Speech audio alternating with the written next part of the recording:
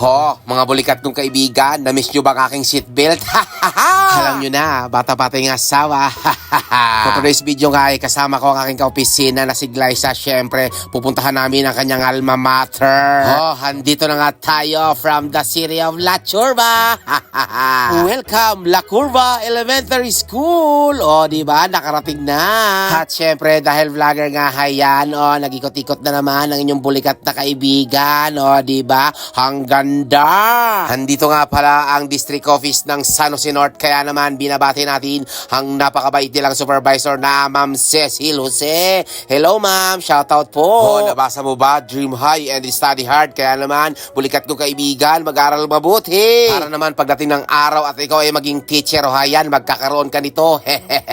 At syempre dahil nga natapos na naman ang aking trabaho ngayong araw, kaya naman nagkaroon ako ng pagkakataon para mag-video-video na naman dito sa kanilang paralan. Napakalaki nga ng paralan ito, kaya naman may project pa atang ginagawa dito ngayon. Pag natapos ito, nako, siguradong napakaganda nito.